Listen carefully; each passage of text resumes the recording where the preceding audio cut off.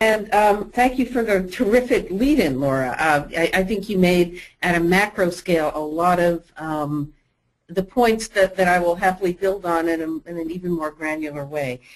Before I do that, I need to give a little bit of context for what we do at Communispace, because it will make sense of the presentation that follows. So what we do at Communispace is recruit and run and analyze content from 300 to 500 person communities. So these are private, they're intentionally recruited, they're very highly facilitated with very highly engaged members. So we as facilitators are engaging with our members on behalf of the sponsoring company or brand in a very long-term way, interacting daily or weekly in real time and asynchronously, typically over the course of months or years. And as a consequence, our members, really become very engaged both with us and with one another. But one of the concerns that we sometimes hear from prospects and clients is that by asking our members both very open-ended, discovery-oriented kinds of questions, as well as very highly focused and targeted questions, and by engaging with them in this long-term discovery process, a consequence will be that it will make members too self-aware and thus not good or typical market research samples. So that's a concern that we often run into. What we've found is that by giving people the time and space in which to reflect and to iterate, we actually end up getting deeper and richer and more actionable insights. We avoid the kind of, oh, I should have said moment that occurs after people have left the focus group or left the survey and are on their way home. So this notion of self-observation and mindfulness and reflection is really central to what I want to talk about today. So, at its best, I think commercial and corporate ethnography provide insights into the particulars of daily life. So what are people's rituals? What are their frustrations, their workarounds, their habits? What are the disruptors to their habits? And are these the insights that can drive the success and minimize the adoption problems associated with new products and services? Well, we can and do engage in much of that kind of work within the confines of our online communities. So we invite members to discuss and upload images and videos, or to brainstorm ideas, or to engage in journaling projects and video projects and so on. But all of that being said, I know there's still no substitute for the kind of in-the-moment, in-context observation that ethnography enables. And that's why historically ethnographers serving as observers or participant observers will often temporarily move in with the family or simply follow them around in order to more closely note the compensation and workarounds and rituals associated with a specific product or task. But I think what's happened is that the cell phone, the flip cam, YouTube, all of these technology innovations have really collectively deputized ordinary people to become participant observers, and not just of the lives of others, but of their own lives. And that, I think, in turn challenges us to put aside our faith in a sort of objective external observer and instead to figure out how to embrace and interpret the unique insights that can surface from self-observation. So I don't mean to suggest that there's no place for professionally trained and credentialed ethnographers. But again, the ubiquity of cell phone cameras and mobile feeds and flip cams means that ordinary people can chronicle or trace their own lives in unprecedented ways. It means that ethnography, or at least the collection of ethnographic artifacts, is now a much more scalable endeavor than it's been in the past. It means that legions of highly engaged consumers and brand advisors can simultaneously observe and reflect on their own lives. And by engaging our community members, or any consumer, as participant observers of their own lives, it lets them engage in the very useful comparison that researchers are used to engaging in, which is sort of, what's the difference between what they say and what they think they do and what they actually do? So with that as background, I want to share some of the key lessons that we have learned from doing virtual ethnography work with members of our communities in projects typically ranging from a weekend to a couple of weeks, with a focus on in-context, in-the-moment observation. And let me concede up front that I am using the term ethnography somewhat loosely here, in the sense that we're bypassing the ethnographer, whose job it is to accompany and closely observe. And instead, we're relying on the community members themselves to be their own participant observers. But we are still relying on ourselves as researchers and community facilitators to ultimately weave together these artifacts, coupled with all of the knowledge and insight we've gained in our community, in our ongoing interaction with these members, to generate a more coherent story. So this picture and all of the pictures you're going to see from this point onward are drawn from those projects. I want to start with what I think is kind of the biggest challenge, which is that when an ethnographer is following someone else, their job is to capture these key moments and rituals. So one of the biggest challenges in having people be their own ethnographers is that when you're engaged in the moment, it's difficult to remember to also step out of the moment and capture it. So we found that creating ethnography assignments that really focus on capturing moments of strong emotion or sensation generate both more content and generally higher quality content. So for example, we asked people to simply take note of things that annoyed them in everyday life. So needless, as you can imagine, we got lots of pictures and spoken, narrations and text-based accounts and videos of people waiting to be seated in restaurants, or of abominable parking jobs in garages, or of uninformative error messages on screen or in iPhone apps, to this one, this picture and text note, which was an account of a bad encounter with a convenience tool, self-checkout, that's actually incredibly inconvenient. So just that simple question, what annoys you, generates a wealth of insight because it has a built-in emotional trigger to reporting. In another project, we invited mothers to capture all of those moments when they either fervently need a parenting tip or solve the parenting challenge and want to share their solution. So those kind of, help me moments.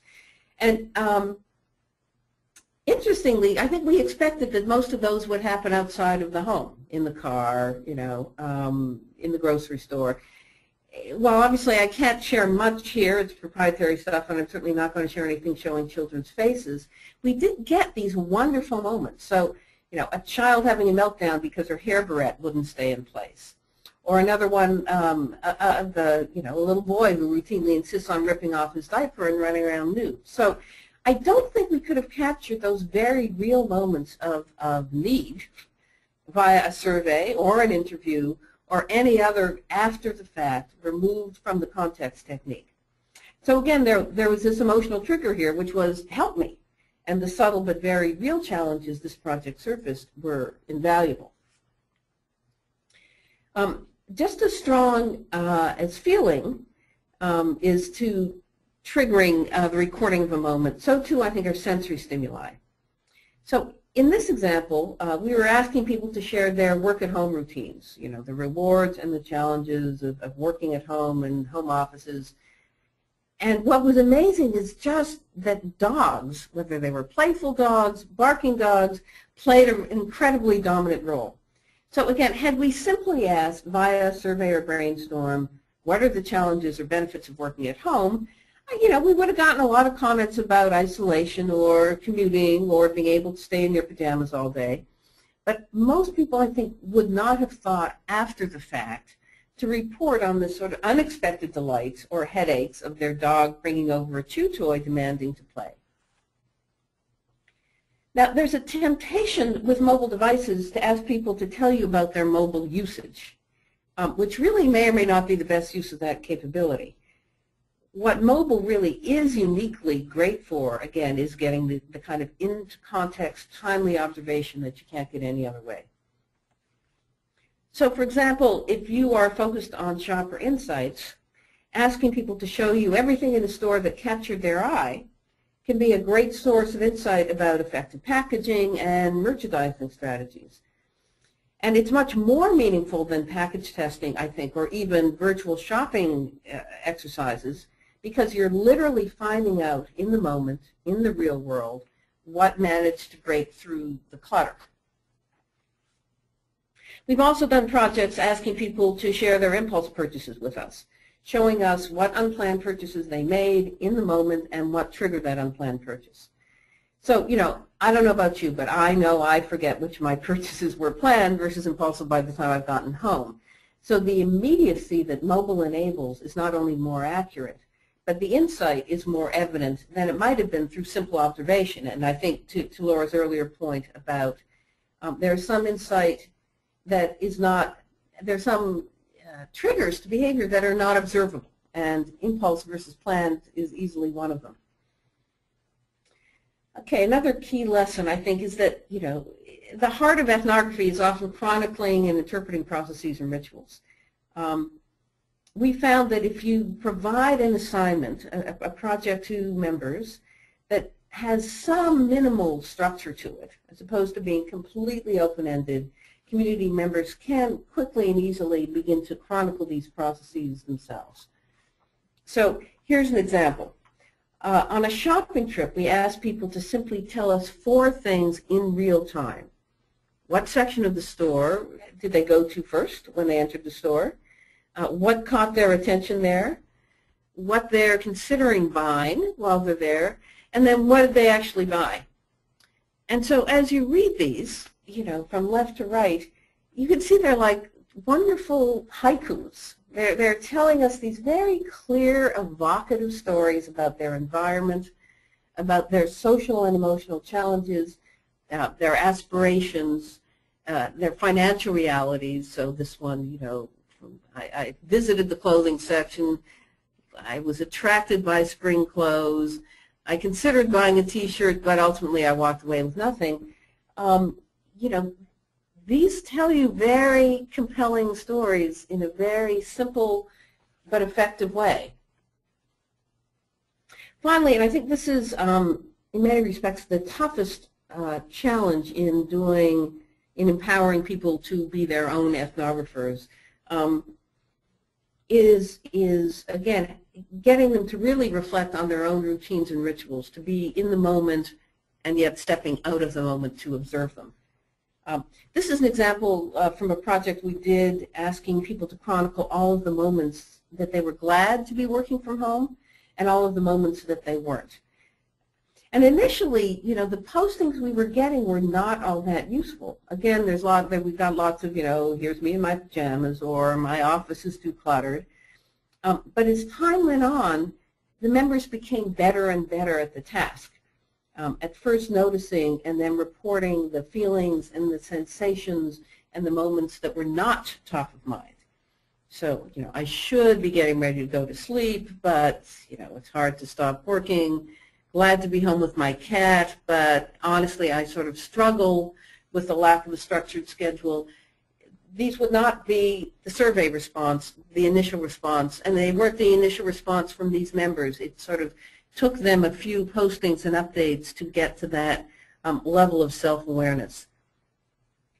Now I'm coming back to the dog, because although I didn't dare try to share the audio with you, what we got from more than one participant on more than one occasion over the course of this project were the sights and sounds of dogs. So whether the in-the-moment distraction they provided was welcome or unwelcome, I'm pretty confident that it's not something, you know, these participants would have thought to talk about had they not developed greater self and environmental awareness over the course of doing the project. And I suspect for some enterprising home office business, there's a lot of innovation opportunity around this. The other thing that you get from mobile ethnography is real contextual color beyond what you've immediately asked for. So in this example, we're not unmuted, you know, great visibility into the challenges of accounting for people who work from home, but we're actually also seeing some of the documents that this person works with on a daily basis, and have the opportunity to follow up on that as well. This is members from a healthcare community who chronicled their daily medication regimes. And what I like about it is that it really illustrates 2 key points. So first, again, is that by deputizing our members to serve as self-ethnographers, as Laura spoke to, we're getting to go places like into their bathrooms and into their medicine cabinets that we might not have been invited to go to as participant observers. So we get more access and visibility than we might have gotten through conventional ethnography. And secondly, I think this illustrates why private online communities and mobile ethnography play so well together. It's because we had to earn the right to see into our members' medicine cabinets. And we only earn that right both by virtue of having a long-term reciprocal relationship with them and by virtue of being in a small, intimate environment where they felt safe and trusting enough to share that with us. So, what I hope I've illustrated is that we have nothing to fear from reflection.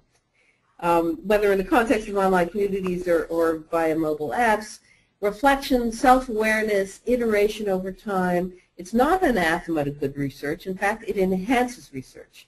You may not get, it takes you beyond top-of-mind reaction to really deep in-mind and iterative insights. So with that, I will pause and ask for questions.